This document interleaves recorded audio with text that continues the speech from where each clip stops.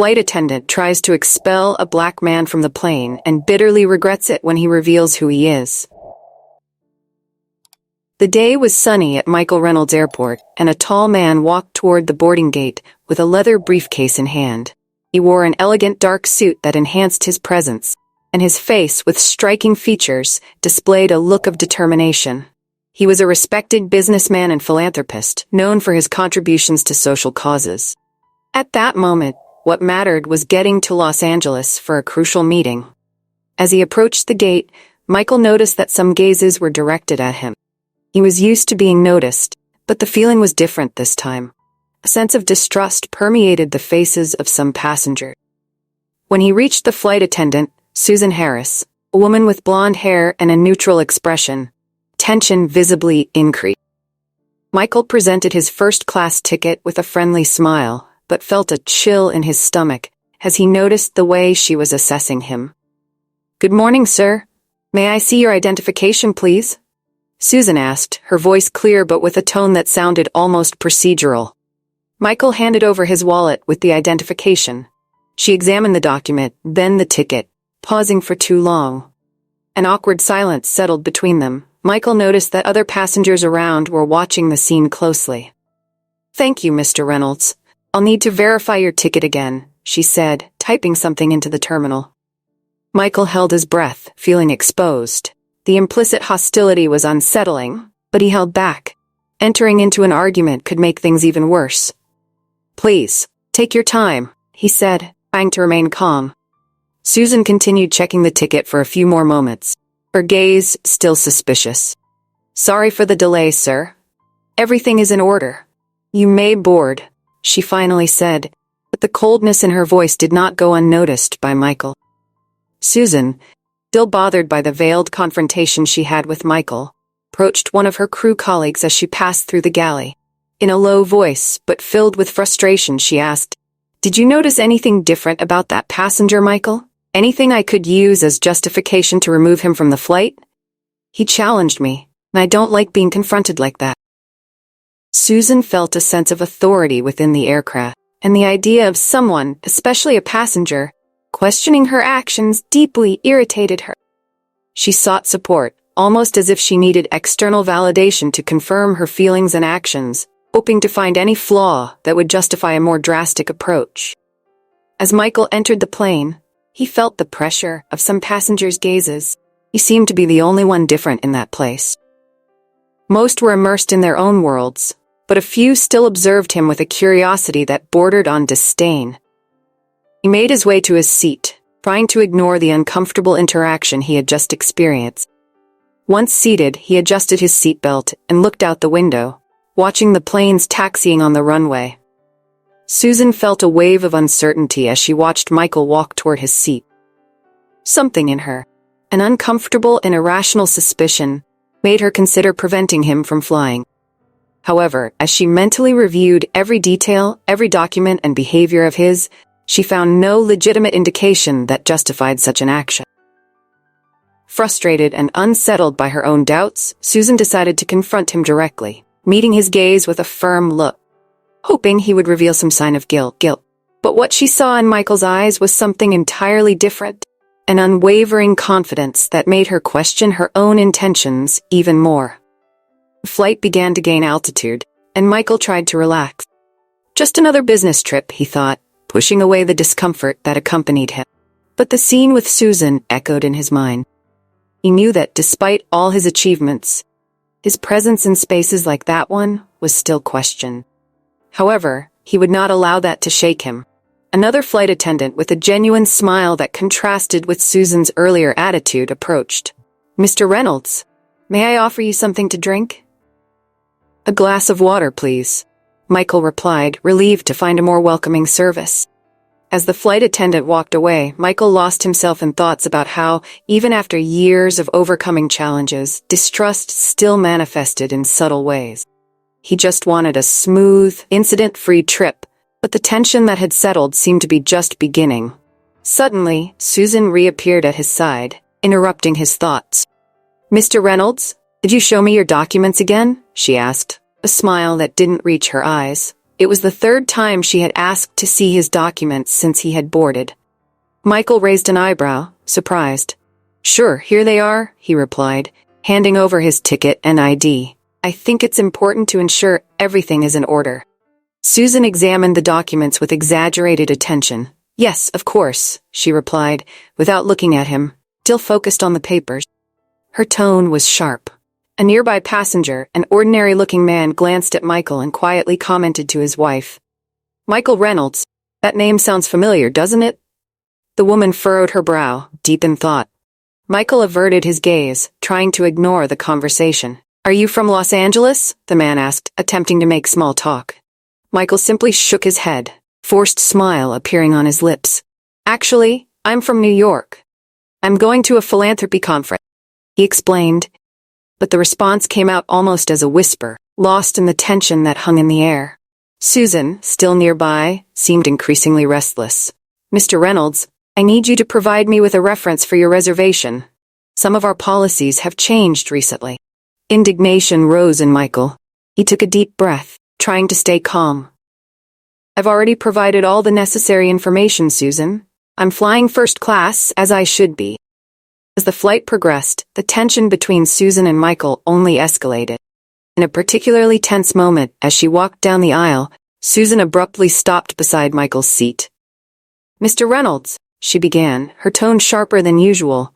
"You know, if this flight hadn't taken off yet, I would have seriously considered removing you from the aircraft." Her voice carried a cold authority, and her gaze was direct and challenging.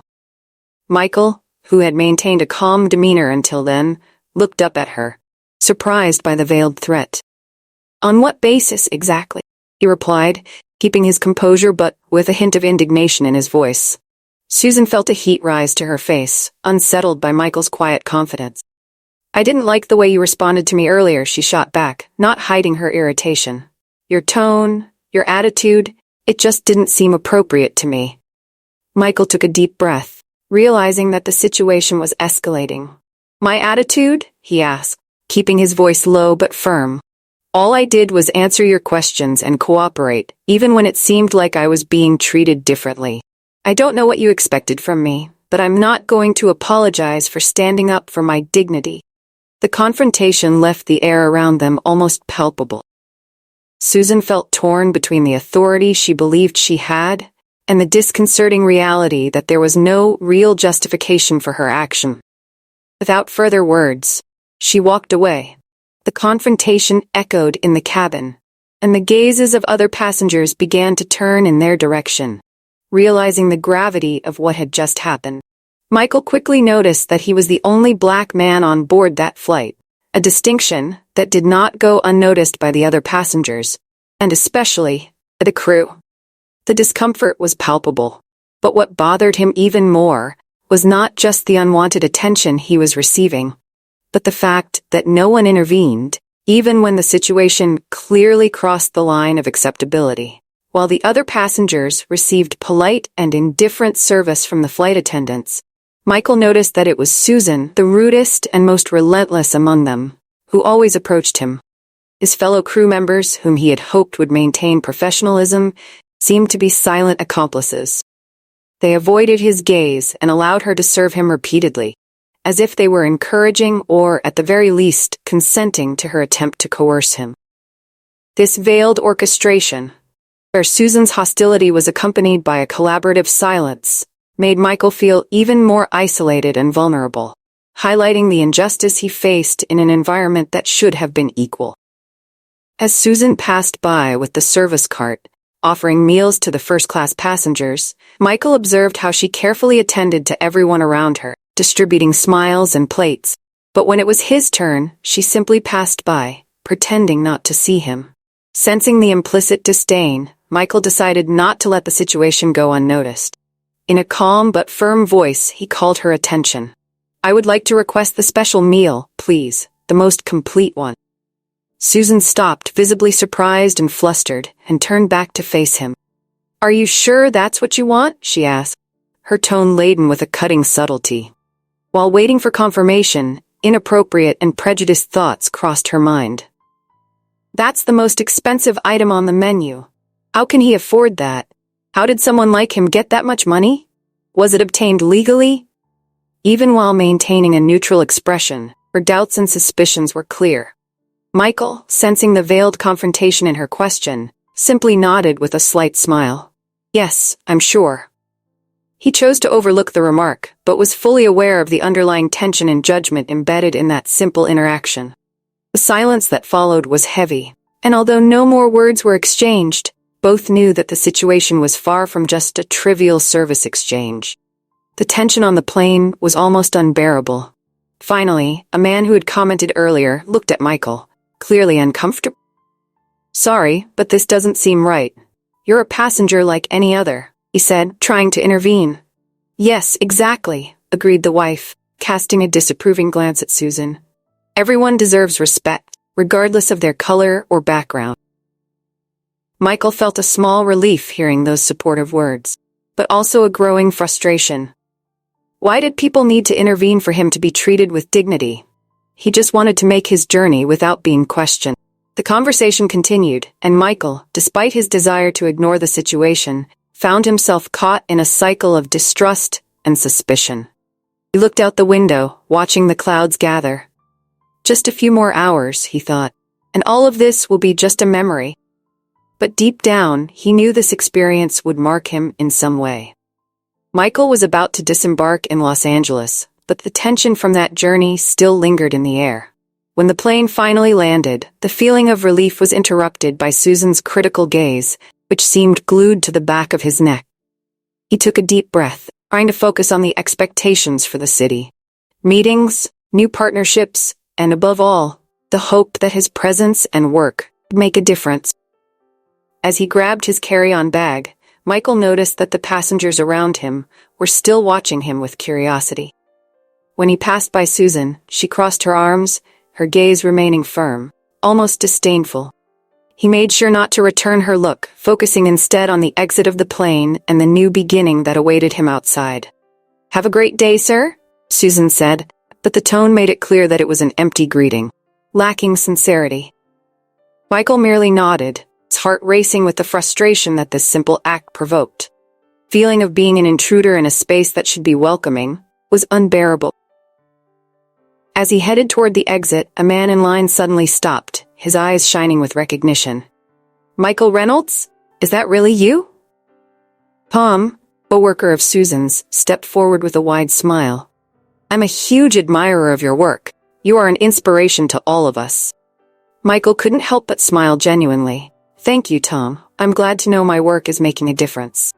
The interaction brought momentary relief, but the contrast with Susan's attitude was palpable. At that moment, Susan, who was watching the scene from afar, froze.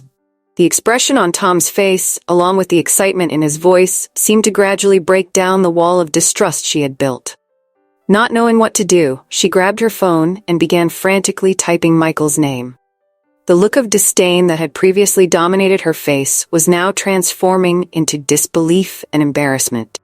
Michael Reynolds, philanthropist, successful businessman, one of the most respected in the field of social responsibility, she murmured to herself, as Michael's biography filled the screen of her device. What she saw left her in shock. The achievements of the man she had treated with distrust were now before her eyes, like an undeniable truth. "My God," she whispered, the reality of her actions beginning to seep into her mind. The weight of shame settled in her heart. Tom, noticing the change in Susan's expression, frowned. "Susan, are you okay? What happened?" He glanced at the screen of her phone and, in an instant, understood what was happening. "You didn't know who he was, did you? Michael Reynolds is not just a successful businessman. He is a visionary in the field of technology and philanthropy. Over the years, Michael has built a financial empire founded on innovative technological solutions that have not only revolutionized the industry, but also generated significant social impact.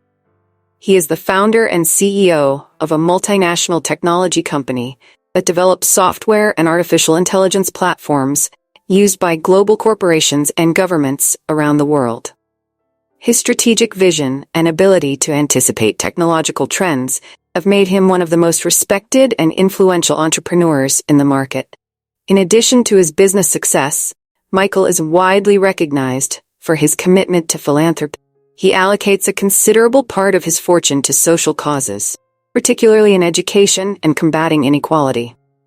His philanthropic foundation is one of the most active and well-funded, sponsoring programs ranging from scholarships for underprivileged youth to initiatives for social and economic reform in marginalized communities. Financially, Michael Reynolds was a force to be reckoned with. His company is valued in the billions of dollars, and his influence extends across various sectors of the economy. He is also a strategic investor. She turned to Tom, her voice trembling. "I made a mistake. Terrible mistake." The weight of her words was almost palpable, and for the first time, vulnerability showed in her posture. Michael, overhearing the conversation, decided not to walk away. Although he was resentful, he also felt a slight expectation. "Tom, I think it's time for her to reflect on her actions," he said, his voice calm but firm. "Distrust is something many still carry, and it needs to be confronted." Susan looked at Michael, the truth of her actions now evident. "I'm sorry, Michael. I shouldn't have acted this way. I didn't know who you were." Michael took a deep breath, pondering how to respond. He could feel the tension in the air, but there was also an opportunity for transformation. "Susan, we all make mistakes. What matters is learning from them. I hope you can use this experience to change your perspective." Michael's words echoed as he walked away, heading for the airport exit. The weight of distrust was still fresh in his memory, but he also felt that there was an opportunity for change in those exchanged words. The trip that began as a simple business meeting for Michael Reynolds quickly turned into one of the most talked-about cases in the country. The incident on the flight, initially confined to the memories of passengers who witnessed the evident discomfort in Michael and the crew, began to gain unexpected proportions shortly after disembarking. Michael, a renowned businessman and respected philanthropist with significant connections in the media and various social spheres, was determined not to let the incident be swept under the rug. On the same day, upon arriving at his hotel in Los Angeles, Michael drafted a detailed account of the events, describing what he faced during the flight. Although he was accustomed to situations of discrimination throughout his life, the behavior of the airline staff, especially Susan's, was shocking. Michael did not seek revenge, but he wanted to ensure that such treatment would not be repeated with him or anyone else in the future. Michael shared his account with a few close friends, including renowned journalists and influencers. Within hours, the story had quickly spread across social media, gaining traction on Twitter.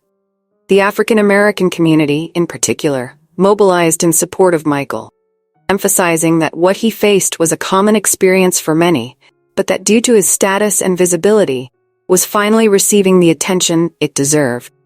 National media quickly picked up the story. Major newspapers and television channels began covering the incident, expanding the debate on racial discrimination and distrust in environments that should be neutral, such as air travel. Talk shows and panel discussions were organized to address the issue, with guests discussing not only Michael's case, but also the systemic challenges faced by people of color in public settings. The airline involved, aware of the public relations storm brewing, initially tried to downplay the incident. A spokesperson issued a vague statement claiming that the company was internally investigating the allegations, and that all passengers are treated with respect and dignity. However, this response only inflamed the situation further, with critics accusing the company of failing to acknowledge the seriousness of the problem. In the face of growing pressure, the airline was forced to act.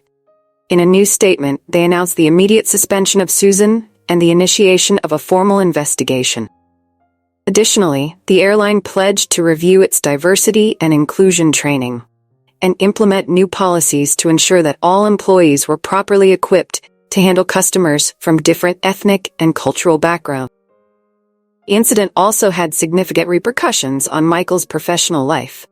Business colleagues, philanthropic partners, and public figures expressed their support, many sending personal messages and offering legal assistance. In various meetings he attended after the incident, the topic frequently arose, and Michael seized these opportunities to share his experience and emphasize the importance of fighting against distrust not only on a personal level but as a collective commitment.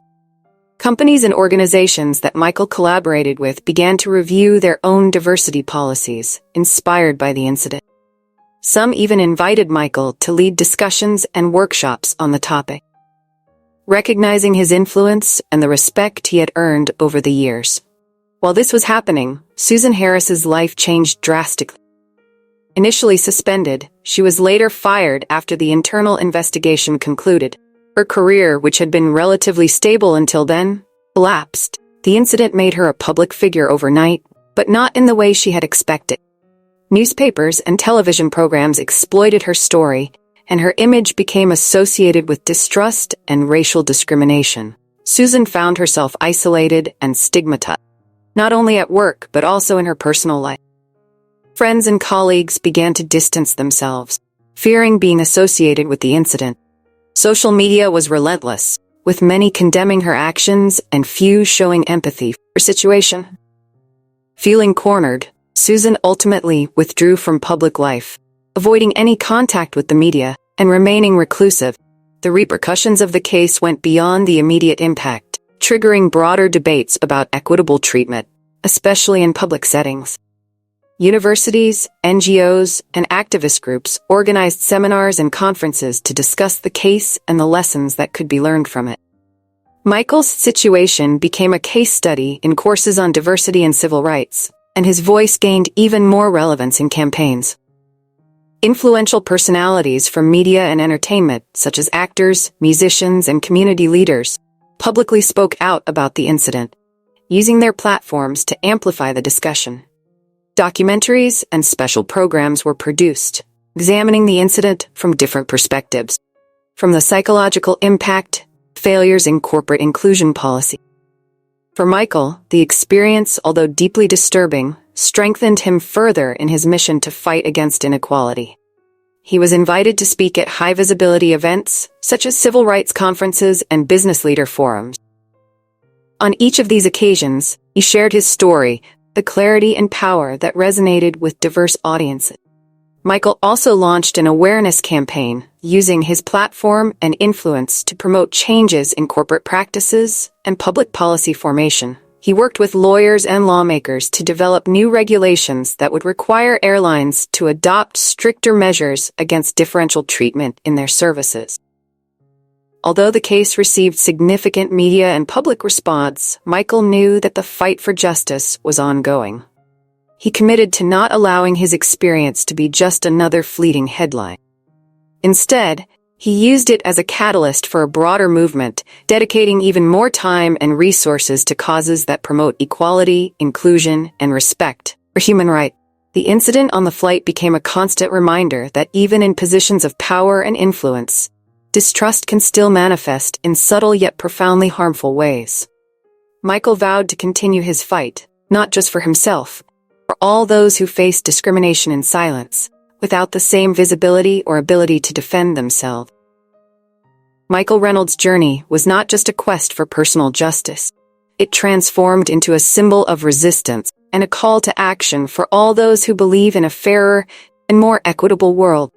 And so, the incident that began on a flight between New York and Los Angeles reverberated across the country, inspiring change and reaffirming the importance of never remaining silent in the face of injustice. Meanwhile, Michael Reynolds found himself in a moment of deep reflection. In his home in Los Angeles, surrounded by awards and recognitions, he pondered the true impact he wanted to leave on the world. Sitting in his living room, watching the setting sun paint the sky orange and purple, he received an unexpected invitation. Philanthropic organization had invited him to give a talk about his experience and the fight against distrust. Michael hesitated for a moment, but soon realized that this was an opportunity to share his story and inspire others to stand up against discrimination. With determination, he accepted the invitation. On the day of the conference, the room was full. The atmosphere carried a mix of anticipation and anxiety. Michael, standing in front of the audience, felt a flutter in his stomach. It was a crucial moment, not just for him, but for all those who needed to hear his message. He began to speak, voice firm and clear. Today, I am here to share not only a personal experience but a universal truth. Distrust can manifest in many ways, and often it is subtle, almost invisible. However, its consequences are devastating, said, closely observing the audience's reaction. People in the audience nodded in agreement. Michael continued, detailing the experience on the flight. I am not just a businessman or a philanthropist. I am a black man who, like many of you, has faced suspicious looks and hasty judgments. This type of discrimination is not just a matter of race. It is a matter of humanity. Paused, observing the expressions on the faces of the audience. My story is a reminder that we all have a role to play in the fight against distrust. We cannot remain silent in the face of injustice. We need to stand up and speak, even if our voices tremble. Michael's words resonated in the room, and he felt the energy of the people around him. After the talk, he received a series of questions and comments. People were moved, and many expressed their desire to make a difference in their communities. While on the other side of the city, Susan Harris was going through a process of introspection. The suspension left her in a state of confusion and regret. She remembered every moment of the flight, every glance exchanged with Michael. The reality of her actions haunted her. One day, while flipping through a magazine, she came across an article about the conference Michael had given, with photos of him receiving a standing ovation. How was I so blind? She murmured to herself, tears streaming down her face. She realized she needed to change. Not just for her career, but for her life. The distrust she had shown was not just a momentary mistake. It was a reflection of something much deeper that needed to be confronted. She wanted to understand other people's experiences, learn how to deconstruct her own distrust, and become an advocate for equality. Her journey would not be easy, but she was willing to face the challenges. Meanwhile, Michael continued to receive awards for his contributions to society. Each recognition was a step toward a fairer world. But he knew that his true victory was not in the trophies, but in the impact that his words and actions could have on people's lives. He was a change agent, and he was determined to keep fighting against distrust, not just for himself, but for all those who still suffered in silence. And so, we come to the end of another powerful story, filled with reflections. If you enjoyed this content and want to follow more impactful stories like this, don't forget to subscribe to the channel and turn on notifications so you don't miss any updates. Leave your like, share with your friends, and of course, we want to hear your thoughts in the comments. Now, we want to know, if you were in Michael's place, how would you have reacted? Leave your answer in the comment. And let's continue this important conversation.